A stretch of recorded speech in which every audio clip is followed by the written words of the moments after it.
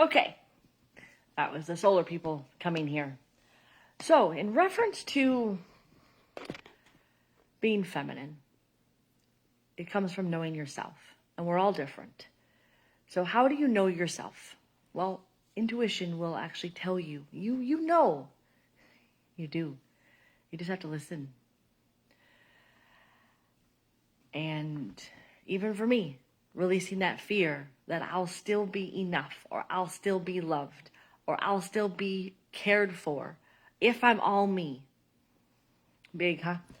So a good friend of mine gave me this book, The Illusion of Money. He is talking about, it's called Loving the Murderer. And he talks about how we have so many unconscious limiting beliefs. And he says, write them down, and then write down that you love them and love those limiting beliefs, accept them. Look at them. And for me, it's like, okay, and I've done this same thing, but just kind of verbalized a little bit different in so many things. Learning to love myself, learning to love my body for all of its, all of its extra baggage that I have, and that it's just part of me. So limiting beliefs that I wrote down is that I don't have enough time. It's the truth, but it also is a belief. Would you believe that I have changed so many things by changing how I look at money and how I look at time? So, okay, let's go deeper on this. I don't have enough time, and I love that. That I will not find, that's another one of my big limiting beliefs, is that I will not find a true forever love.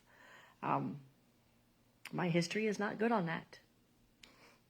So, that's a limiting belief, so I can change that. And that's what I love, is that we are creators of our own universe, and I can change my life. I have done so on such deep levels, on so many things, folks. But it doesn't happen like this. It takes time and repetition, and you keep working on it.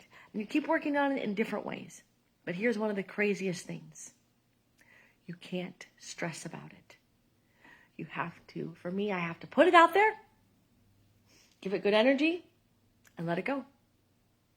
And it comes back over and over and over again. Doesn't always work perfectly. But then where did we get this lie that life is easy? Who told us that? It's not. Let's look at the history books. Let's look at the history of the world. Let's look at the history of people. Let's look at families. Let's look at all of the things that we have seen happening over the last hundreds of years of civilization. And it's not easy. So why do we think it's easy? Where does that come from? I'm learning to embrace the challenges of each day and look at the best in it and go with it and flow with it and not allow it to upstress me. Upstress. That's a good word. Not allow it to stress me out.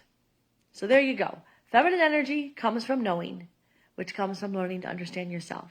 And that comes from reading books, listening to podcasts, listening to books, talking to people, watching stuff. But the biggest thing, disconnecting. Walks in the woods alone with nothing. Giving yourself time to think. That also is another big thing. I'll talk more about it. Take care. Bye.